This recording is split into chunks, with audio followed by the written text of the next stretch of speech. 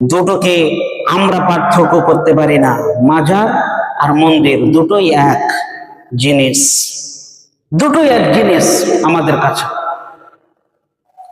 আমরা মাজারে থাকি, তোমরা মন্দিরে থাকো। তোমাদের জন্য মন্দির মোবারক, আমাদের জন্য মাজার মোবারক। আল্লাহ আমাদের সবাইকে বুঝার তৌফিক নসিব করুন, আমিন। সেটা আমাকে বলতে বাধ্য হয়েছে। আজকে নেটের যুগ, নেটের সোশ্যাল নেটওয়ার্কে আজকে ব্যবহার করি, যেভাবে মিথ্যা ছড়াচ্ছে, আবার নিজেরাই প্রমাণ দিচ্ছে যে এরা পৃথিবীর মাটিতে 1 নম্বর জোচ্চোর বাটপার। এরা পৃথিবীর মাটিতে ধর্মকে নিয়ে ব্যবসা করছে। এরা পৃথিবীর মাটিতে কেন্দ্র করেছে, ধর্মকে একটা কেন্দ্র করেছে, সেখান থেকে মানুষের কাছ থেকে টাকা পয়সা ইনকাম করছে এবং জোর গলায় বলছে আমরা সুন্নি নামধারী, আমরাই হলাম সুন্নি। পৃথিবীর বুকে কোনো ব্যক্তি জান্নাতে যাবে না, জান্নাতে যদি যায় তাহলে সুন্নিওয়ালারা যাবে। আহারে সুন্নিওয়ালা! পৃথিবীর মাটিতে মানুষকে যদি বিভ্রান্ত করেছে, একমাত্র বিভ্রান্ত যারা করেছে তারাই হলো সুন্নি। পৃথিবীতে এরা ব্যবসার ফাঁদ পেতেছে। আপনাকে আমি কয়েকটা কথা উল্লেখ করে দেখাই যে এরা মাজার আর মন্দিরে তারা পুজো করে, মন্দিরে তাদেরকে, সেখানে মন্দিরে মানুষ যায় পুজো করে, আর এরা যায় আপনার মাজারে। মাজারটা কি জিনিস? মাজারটা কি জিনিস? মাজার শব্দটা আরবি শব্দ, যেটা যারা ইয়াজুরু জিয়ারাতান শব্দ, মূল শব্দ থেকে এসেছে মাজার, যেটার আসল হলো জিয়ারাত। জিয়ারত মানে সেখানে দর্শন করা, সাক্ষাৎ করা, পরিদর্শন করার উদ্দেশ্যে, সেখানে জিয়ারতের উদ্দেশ্য হলো সেখানে দোয়া করতে যাওয়া, সেখানে দোয়া করা। আল্লাহর রাসূল সাল্লাল্লাহু আলাইহি ওয়াসাল্লাম তিনি জিয়ারত শব্দ, জিয়ারতের উদ্দেশ্য, জিয়ারত করার অনুমতি তিনি দিয়েছেন। আমরা জিয়ারত করাকে সমর্থন করি, কারণ আল্লাহর রাসূল সাল্লাল্লাহু আলাইহি ওয়াসাল্লাম তিনি অনুমোদন দিয়েছেন।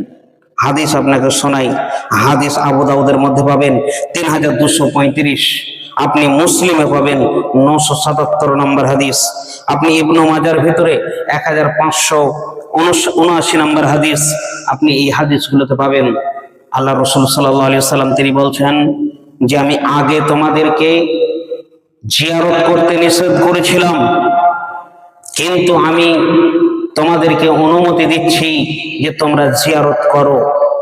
জিয়ারত করলে পরে, যদি তোমরা জিয়ারত করো, তাহলে পরে তোমাদের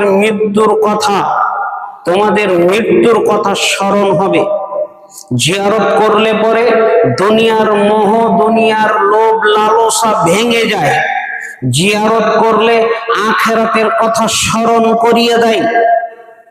আল্লাহ রাসূল সাল্লাল্লাহু আলাইহি ওয়াসাল্লাম তিনি বলছেন যে তোমরা জিয়ারত করো, কিন্তু আমরা যেভাবে জিয়ারতের জায়গাটাকে, স্থানটাকে নির্দিষ্ট করে বানিয়েছি, এখানে আল্লাহ রাসূলের কথাটা ভালো করে লক্ষ্য করুন যে আল্লাহ রাসূল সাল্লাল্লাহু আলাইহি ওয়াসাল্লাম তিনি বলছেন যে তোমরা জিয়ারত করো। এখানে কিন্তু কোনো নির্দিষ্ট ওলির কবর, নির্দিষ্ট কোনো নবীর কবর, নির্দিষ্ট করে কোনো সাহাবীর কবর উল্লেখ করেনি। তোমরা নিজেদের বাপ মারা গেছে, তুমি যাও তোমার বাপের কবরে গিয়ে সেখানে তুমি জিয়ারত করো। তোমার মা মারা গেছে, সেখানে তুমি যাও, সেখানে তুমি জিয়ারত করো। তোমার অন্য কেউ আত্মীয় মারা গেছে, তুমি সেখানে যাও, সেখানে জিয়ারত করো।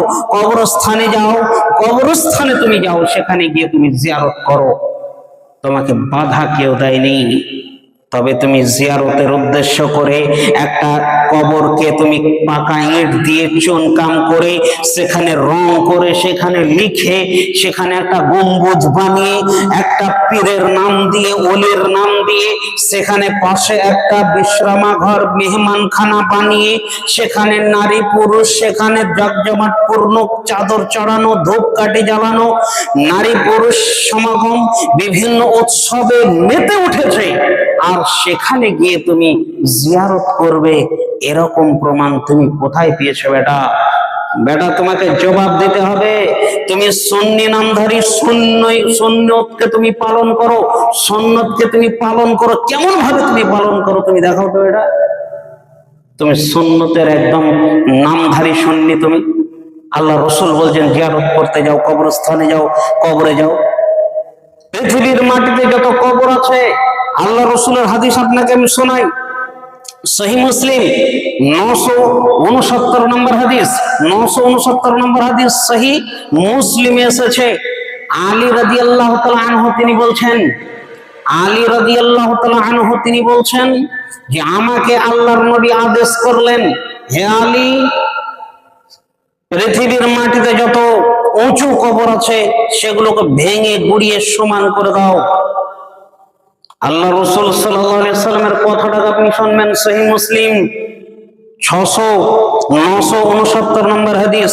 আল্লাহ রসুল সাল্লাল্লাহু আলাইহি সাল্লাম তিনি আলীকে বলছেন, আলী যাও, যত উঁচু কবর আছে ভেঙে দাও, সমান করে দাও।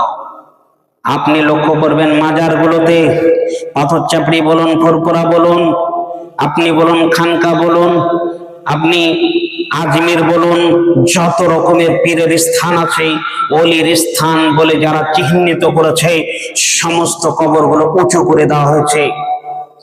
আল্লাহ রসুল বলছেন উঁচু কবর করা যাবে না, যত উঁচু কবর আছে ভেঙে সমান করে দিতে হবে।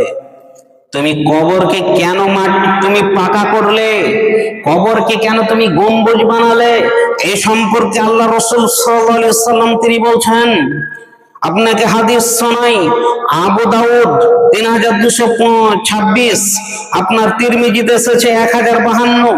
আল্লাহ রসুল সাল্লাল্লাহু আলাইহি সাল্লাম তিনি বলছেন যে তোমরা কবরের উপর বসবে না, কবরের উপর নামাজ পড়বে না। অন্য একটা বর্ণনায় এসেছে কবরকে তোমরা রং করবে না, কবরকে তোমরা লিখা চুনকাম করবে না এবং ইট দিয়ে পাকা করবে না। তুমি লক্ষ্য করো প্রত্যেকটা মাজার চুনকাম করে উঁচু করে ইট দিয়ে গম্বুজ বানানো আছে।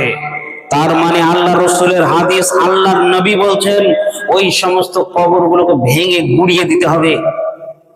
বেটা তুমি ব্যবসা পেতেছ, তুমি সুন্নতের নাম নিয়ে তুমি ব্যবসা করছো। একটা প্রবাদ বাক্য আছে যে ভ্যাক না করলে ভিক পায় না, ভ্যাক যদি না করেন ভিক পাওয়া যাবে না।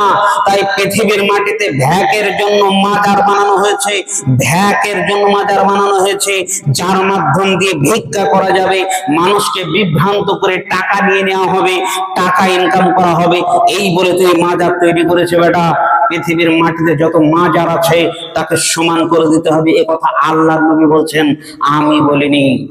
বেটা তুমি আল্লাহর রসুলকে বলো, তুমি আমাকে বলতে এসো না। আমি একজন অনুবাদকারী, আমি অনুবাদ করেছি হাদিসে।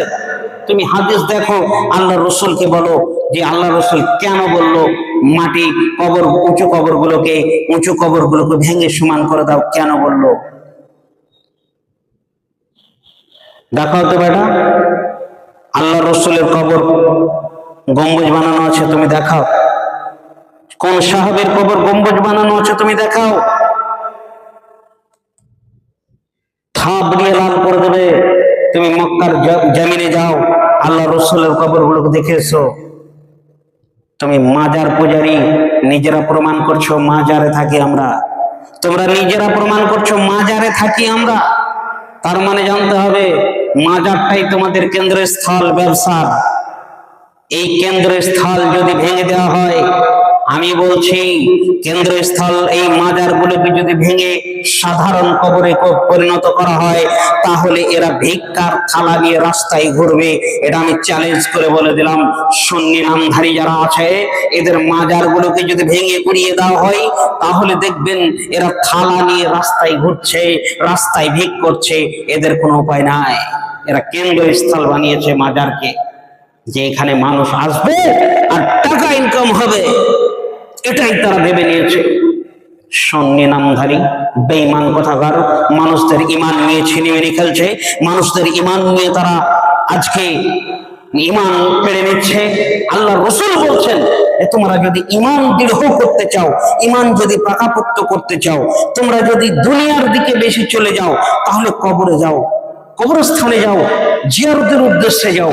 তাহলে তোমরা দুনিয়াবি ভালোবাসা কেটে যাবে, দুনিয়ার মহব্বত কেটে যাবে। আজকে আপনি যান, আমি গিয়েছিলাম পাথর চাপড়ি পরিদর্শন করতে, কি হয় সেখানে দেখতে। গিয়ে দেখলাম সেখানে একদল গাঁজা টানছে, একদল মদ পান করছে, একদল দেখলাম বাউল গান করছে, একদল দেখলাম নারী নিয়ে তারা নাচাগানা করছে। এইভাবে চতুর্দিকে দেখছি আপনার মাতম উঠেছে। এগুলো মাজার, এগুলো কবরের পাশে করা যায়? এগুলো কবরের পাশে করা যায়? তুমি আমাকে বোকা বানাচ্ছ। সুন্নি নামধারী কোথাকার, সুন্নি নামধারী নাম দিয়ে পৃথিবীর মাটিতে যারা সুন্নি নাম দিয়ে চালাচ্ছে, এদেরকে বর্জন করতে হবে, এদেরকে বহিষ্কার করতে হবে, এদের কথা থেকে ফিরে আসতে হবে। এটা বলার উদ্দেশ্য আমার, যে নেটওয়ার্কের মাধ্যমে মানুষ বিভ্রান্ত হচ্ছে, যেভাবে মানুষ বিভ্রান্ত করছে, মানুষ যাতে বিভ্রান্ত না হয়, এই জন্য আমি আপনাদেরকে বলে যাচ্ছি।